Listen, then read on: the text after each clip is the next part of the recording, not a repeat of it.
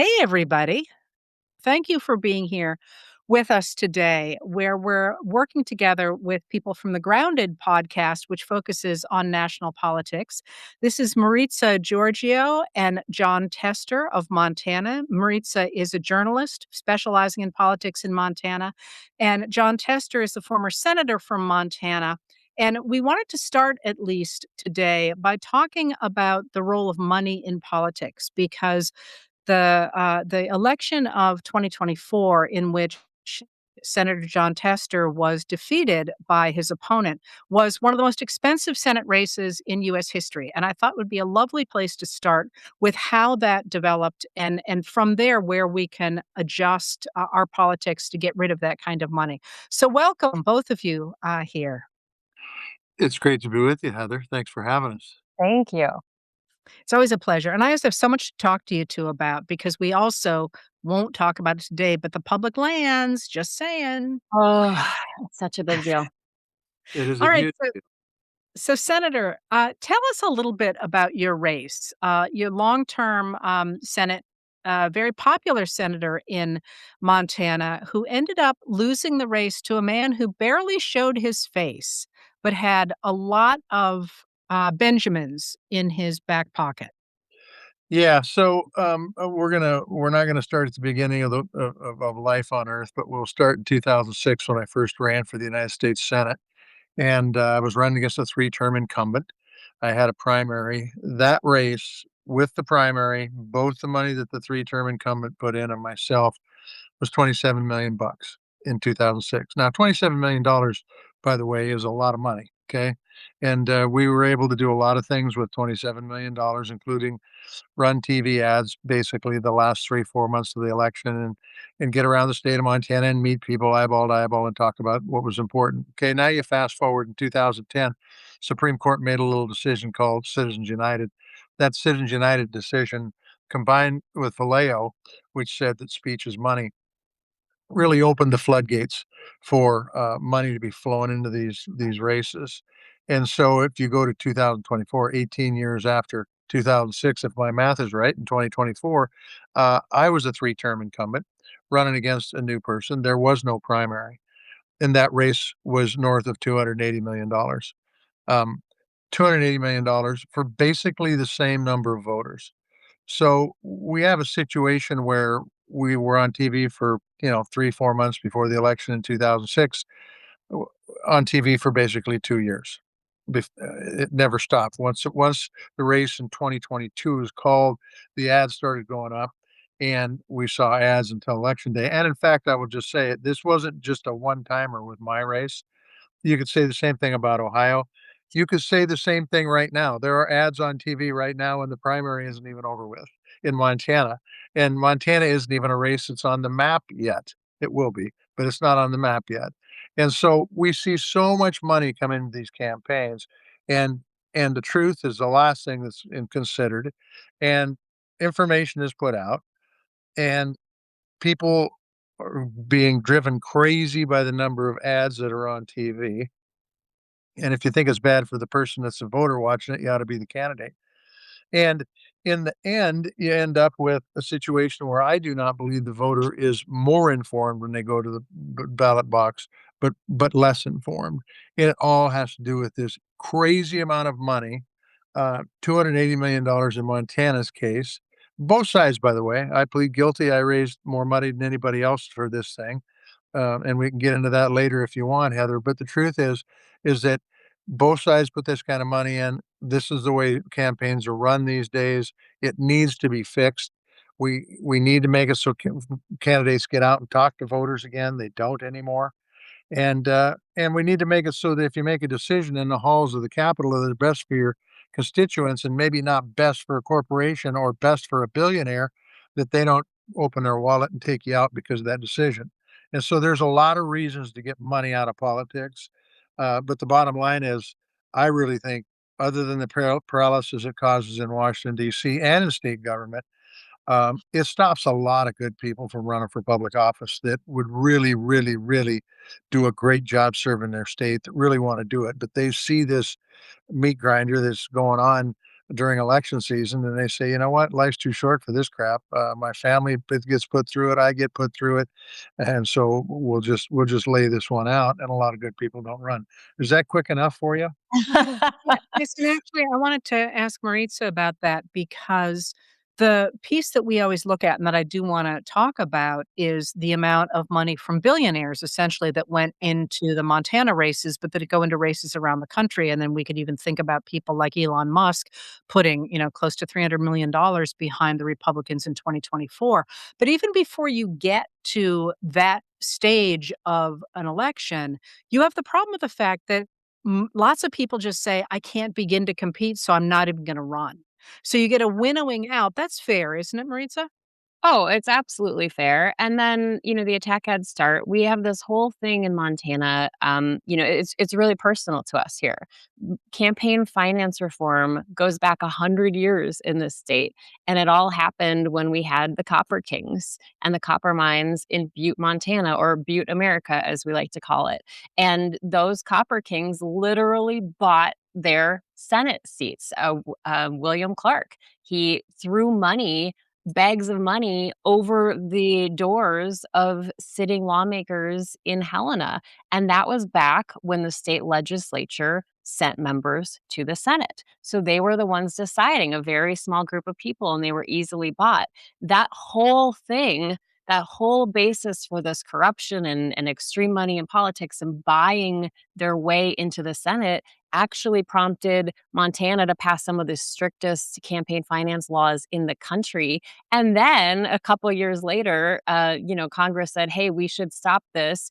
And they passed the 17th Amendment, which said, okay, we're going to give power back to the people. They're going to elect their senators. So, this is deep rooted here in Montana, kind of trying to overcome this corruption. And we've just seen it sneak back in, starting with Citizens United. But there was this movie called Dark Money, Heather, and it's a documentary, and it was done a few years ago, and it's streaming. John Tester's in it. He's in one of the opening shots.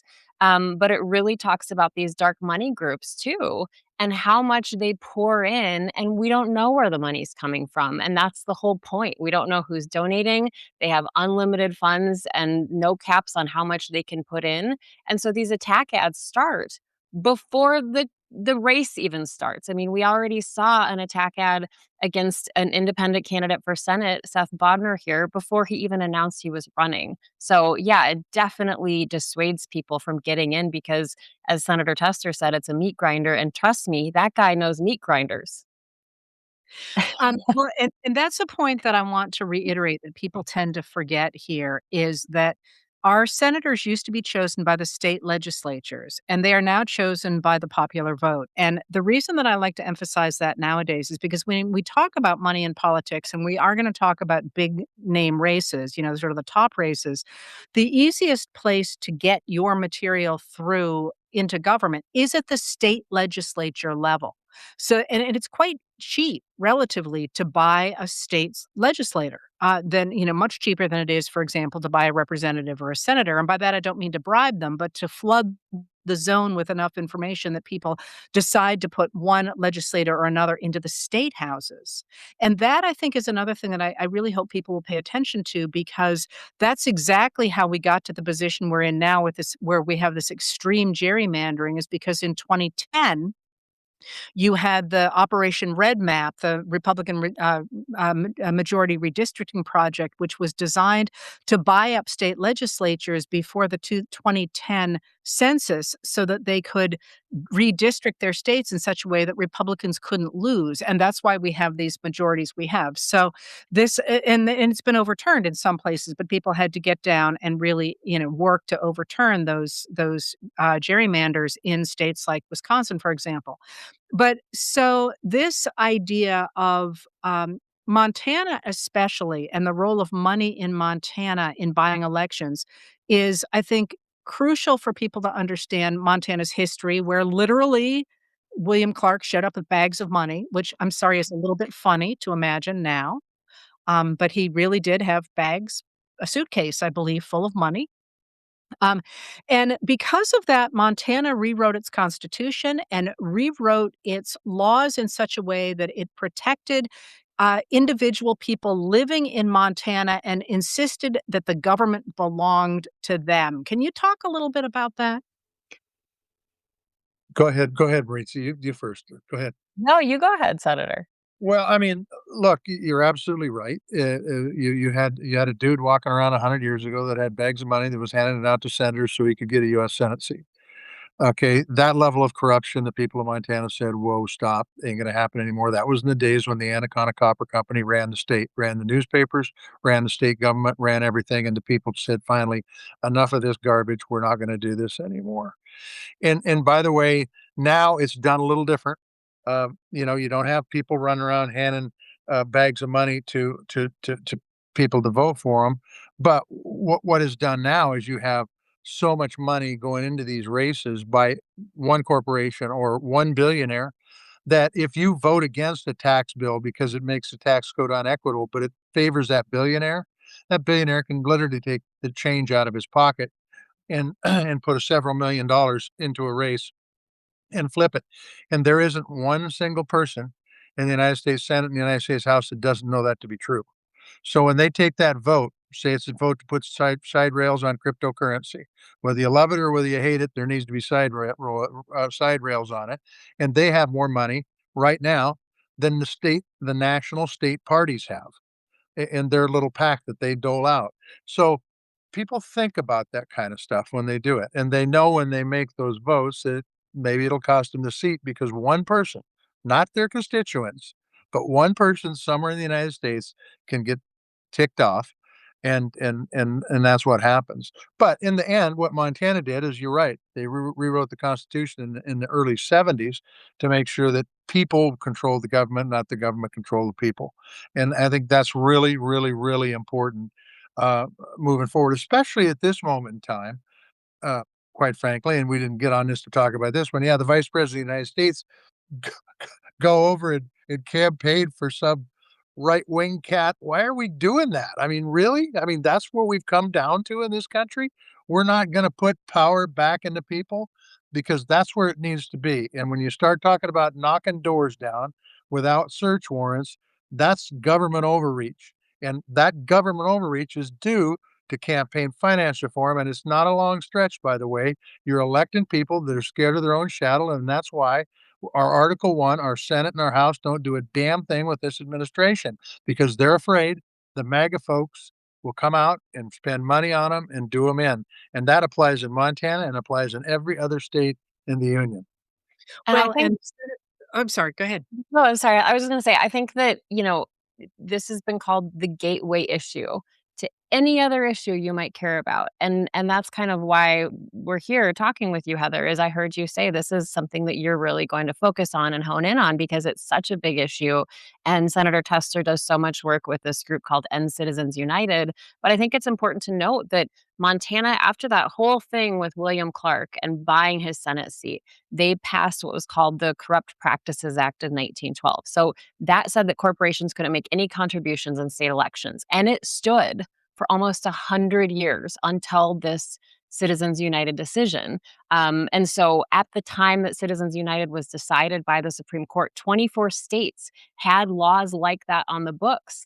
And after Citizens United, only Montana's stood after that. It actually was challenged in the state Supreme Court, where our former governor and then Attorney General Steve Bullock argued it. And then it went all the way to the United States Supreme Court, where they said, "No, this violates the law. This goes against Citizens United." So Montana really has been this ground zero in this fight against money in campaigns, and especially dark money. And now Montana's at it again because there's something called the Transparent Election Initiative, also known as the Montana Plan, which Senator Tester has been a big proponent of. So maybe I'll let him talk about it.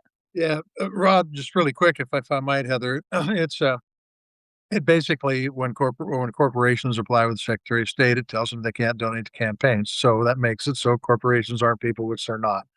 and so they don't have the same rights as people when it comes to donating to campaigns.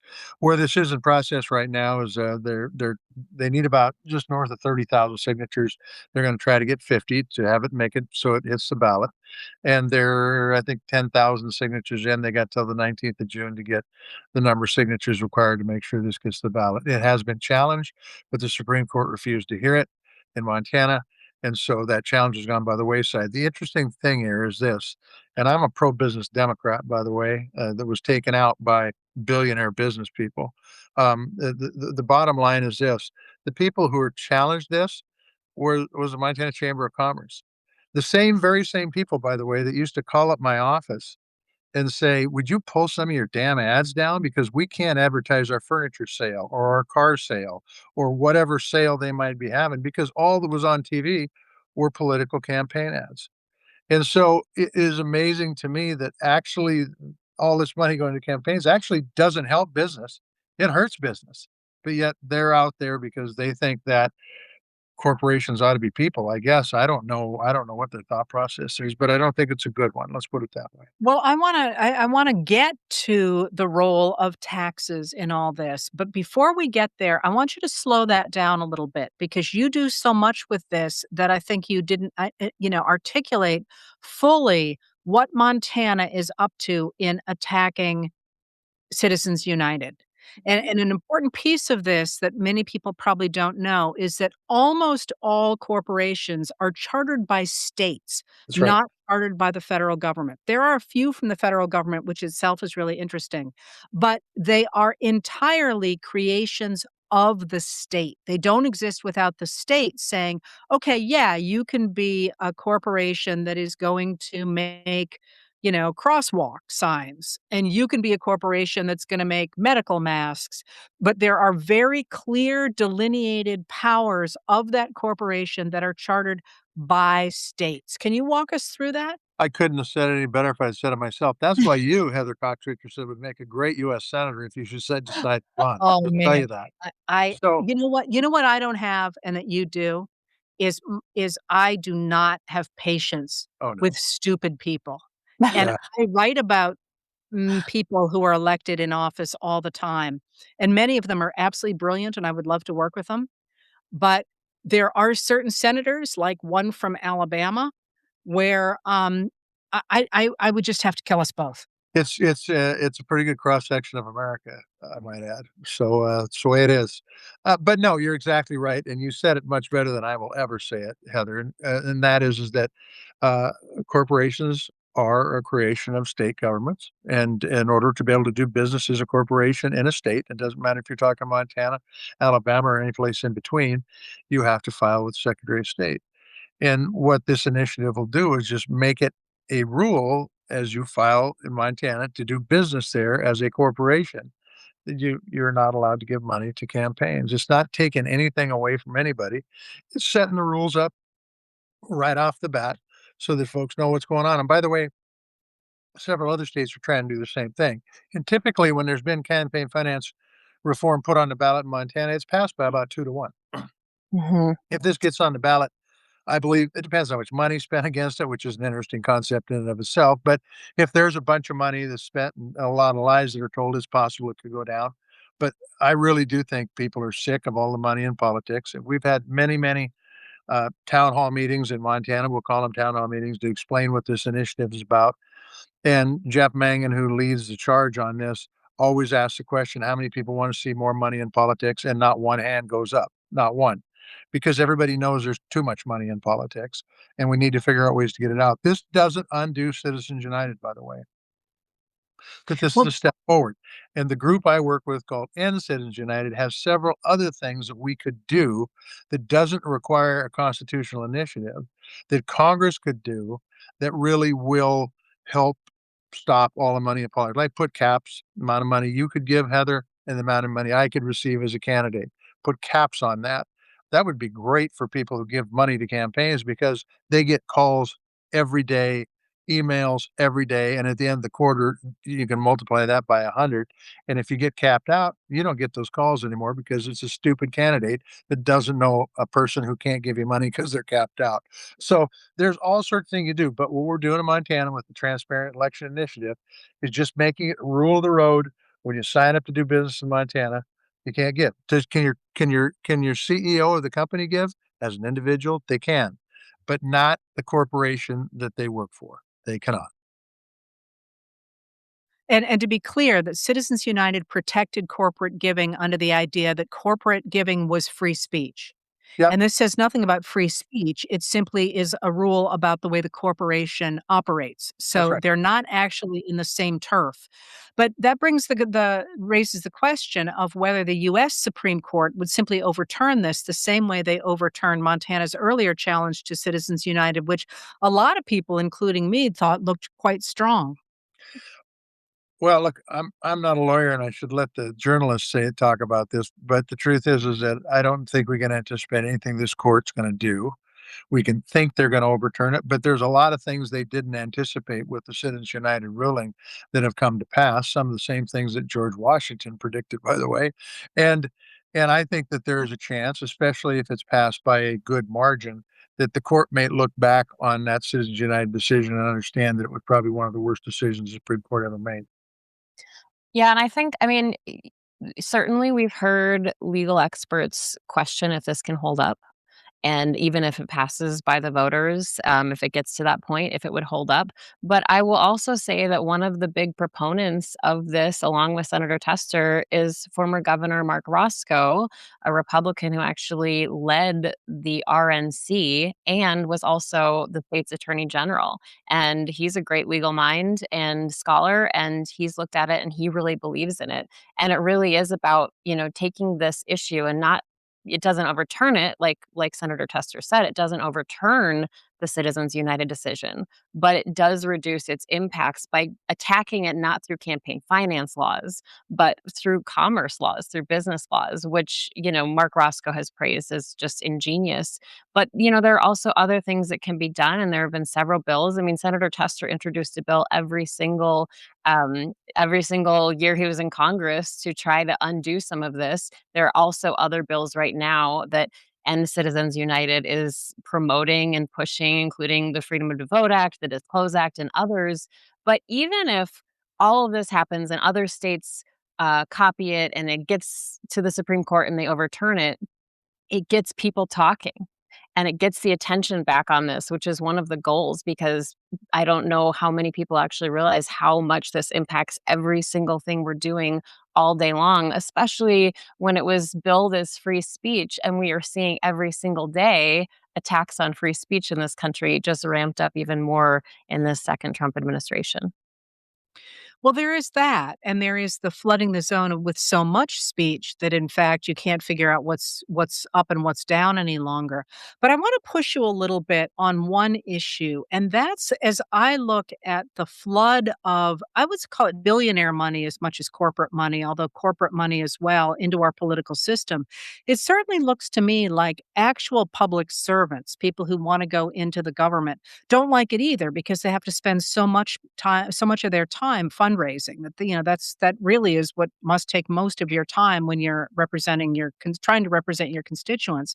But one of the things that jumped out to me after 2024 was that the really big thing that it seemed like President or candidate Donald Trump was emphasizing, and that both President Joe Biden and Vice President Kamala Harris emphasized, was their desire to get rid of the Trump tax cuts and the George W. Bush tax cuts, which were incredibly good for corporations and for billionaires, but not so good for everybody else. And it really, to me, seemed to come down to a fight over whether or not we were going to have fair taxation in this country. So if you look at the person who replaced you in the Senate, Senator, what he has reliably done, aside from breaking a Marine's arm, was to vote consistently for lower taxes and for deregulation. And I wonder if we're looking at sort of a national system of billionaires and corporate money sort of saying, above anything else, all we care about is not having taxes. And when you look at even at electeds, they're like, we kind of would like to stop raising money. And certainly people on the street would very much like to get rid of corporate money in our systems and have fairer taxes. So I wonder if it all comes down to a fight over taxation and to some degree deregulation. Well, I think that is absolutely a huge part of it. I mean, you take a look at somebody who puts $10 million into several races, which could make a big difference, and they get 20 or $30 million in tax breaks. That's not a bad return on investment if that's the way you want to look at it. But the bottom line is this. I think I didn't mean to go here, but I'm going here. All right. I think this group that set up this project 2025 do not believe in democracy. I think there's several of these billionaires that have said, you know what, business doesn't work well in a democracy. And my advice to them is move your goddamn business to China, okay? And then come back and bitch about it after the Chinese government takes it away from you. But the bottom line is that they want everything their way. And if you look at the debt we have today, what, 39 trillion, it's hard to keep track of. Is that what it is right now? I think the big beautiful bill added $4 trillion to the national debt. Are you kidding me? They're supposed to be conservative, and the whole tax code was set up initially to be equitable, and quite honestly, it's not equitable. The folks that are making a ton of money are paying far less as a proportion of their income than the folks that are out there struggling to make ends meet, that are working for minimum wage or working 3 or 4 jobs to put food on the table. And that is why, by the way, all that works into these folks that are the billionaires that want to do away with democracy. Because the young people are looking at this system and they're saying, "Are you kidding me? I can't afford to buy a home. I can't hardly even afford to buy a car. This system does not work for me." You know why? It doesn't. It's rigged for the folks who have all the money, and the reason it's rigged is because of campaign finance. And if we could fix this, and Citizens United, the group out there is working really hard, a lot of ideas, as Maritza said, to fix it. If we can fix it, if we can help fix it by doing podcasts with Heather Cox Richardson and vice versa, then that is a step in the right direction. But the last thing Main Street businesses want to do is say this is a good idea. Putting all this corporate money into elections is a good idea for Main Street businesses. It's not. You'll get ate up and spit out, just like the low income taxpayers have been ate up and spit out. Well, and there is the obvious thing that when you remove the basis of government from taxation, which involves people directly in the government, and turn the financing of government and of politicians into private money, you lose any kind of transparency, any kind of oversight. And I know we're getting toward the end of your time here, but I wonder, we are recording this on Monday, April 13th, which is the day after extraordinary election results out of Hungary, in which Viktor Orban, the prime minister of Hungary, who had pretty much gotten rid of Hungary's democracy and replaced it with sort of a personalist authoritarianism, has been turned out of office, with his party ending up in such a minority in the parliament that, in fact, the opposition is going to be able to get rid of a lot of the changes that they made in the system that enabled them to stay in power. And one of the key ways that they were able to do that is by going into rural areas in Hungary that tended to support Viktor Orban and Viktor Orban's party on grounds of, say, immigration or with promises of better prices, and say, "Listen, are they really delivering for you?" And one of the first things I thought of was to the conversations we've had about rural Democrats, and this being a moment where actually taking these conversations into the countryside, into people who are not necessarily paying attention to the personalized government of Donald Trump, except to say he was my guy.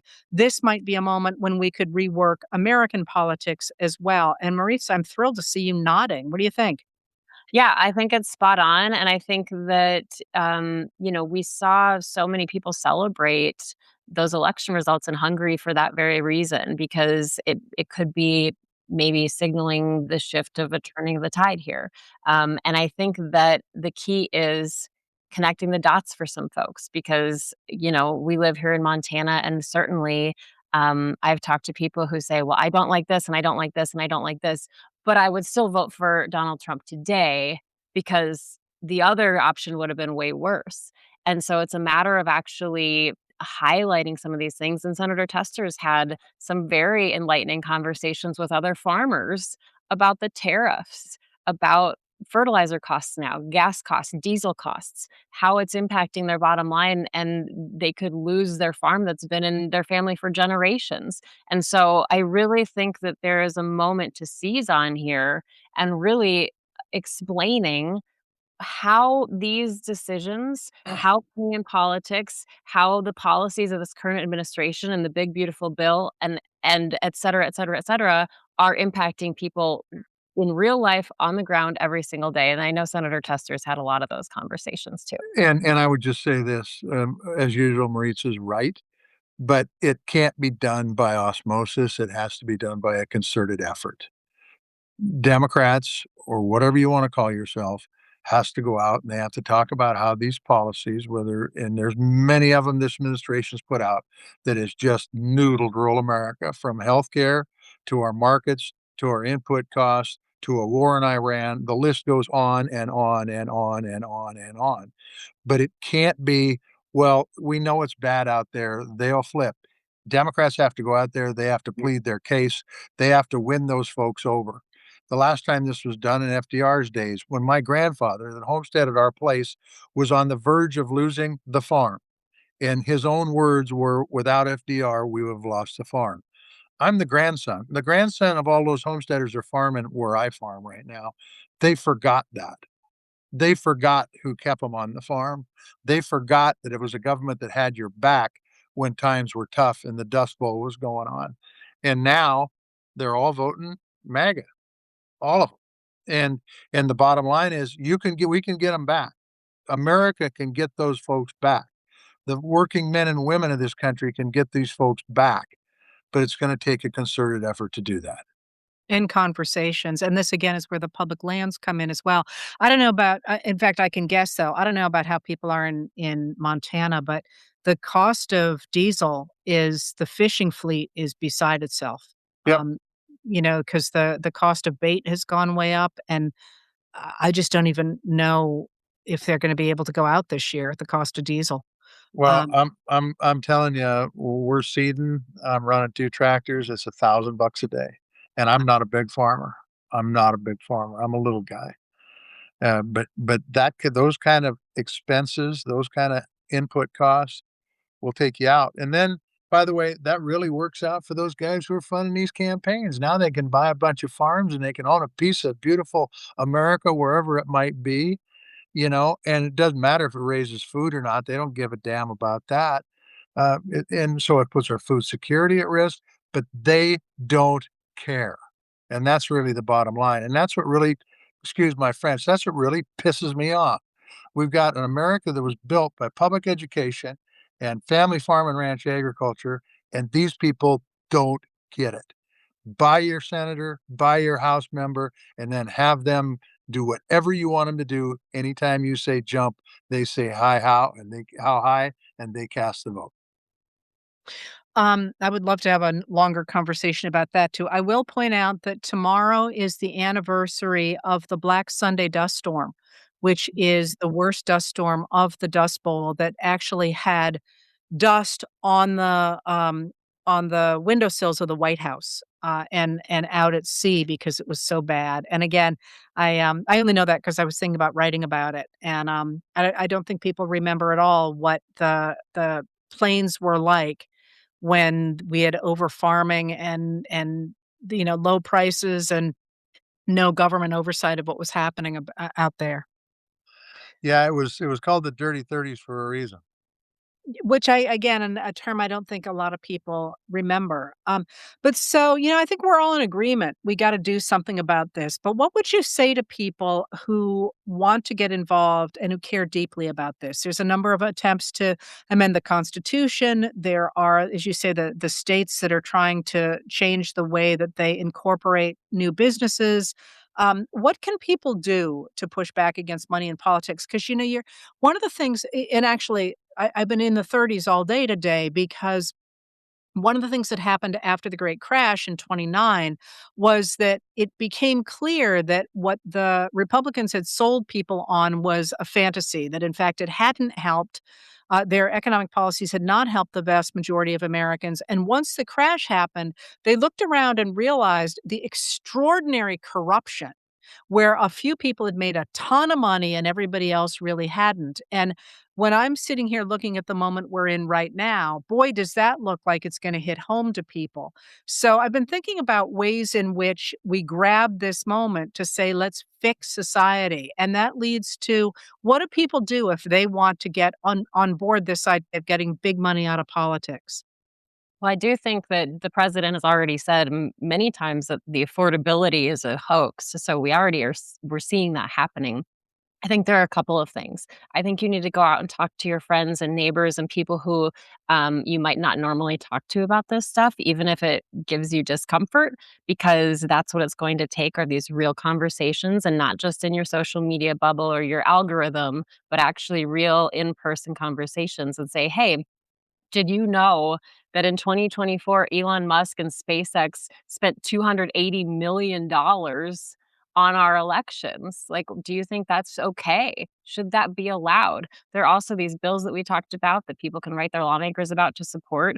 I mean, we know that there are already so many lawmakers who are fighting this, over 100, but plenty who don't say anything about money in politics. And then I think also these groups, like Senator Tester's a fellow for End Citizens United. There are other groups too, Common Cause, Open Secrets. So many out there really trying to shed light on this. Senator, what did I miss? Yeah, you did it. The only thing I would add on to that is, find those groups, see what kind of work they're doing and help them financially to help get money out of campaigns. It's a weird thing to ask, but that's what you've got to do. The other thing I would say is for the next 6 months, candidates are going to be around. Some of them won't. Some of them won't show up because they don't have to. But the candidates around, it's a fair question to ask them. Is there too much money in politics? Are you gonna carry a bill or at least sponsor a bill to limit the amount of money that goes into these elections? And state legislatures included, by the way, because you're right, Heather, that's where all this stuff really has a lot of effect. But talk to the folks that are representing you in Washington, DC, send them an email. And if they give you a canned response back, what that means is I ain't doing a damn thing about campaign finance. That's what that means. So they gave you your answer even though it was a canned response. If they respond and say, yes, I'm a sponsor of this bill and this bill and this bill, and this is what it does, go up and Google those numbers and see that that's what it does. And the truth is you'll get better elected representation doing that. And I don't care if it's a Democrat or a Republican. This is a bipartisan issue that if you talk to people on the ground, they wanna see campaign finance reform. At least those are the folks I talk to, and I talk to everybody who wants to talk to me about this. We didn't have any compact campaign finance reform for years because, to be honest with you, Mitch McConnell didn't wanna see any campaign finance reform in the United States Senate. He's not leader anymore. There's a chance. I don't know where John Thune is on this stuff, but he's worth approaching.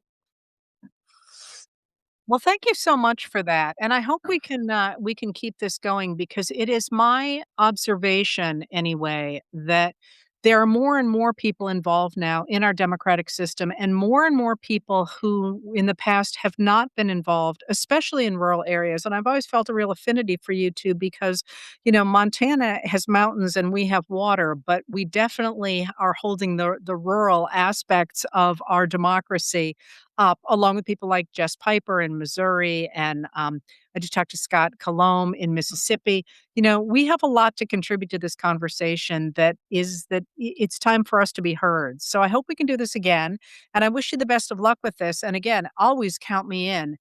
Thank you, everybody, for being here, and I hope that you take this to heart and think about ways you want to see your democracy develop. Thank you so much for being here, everybody, and we'll talk to you soon.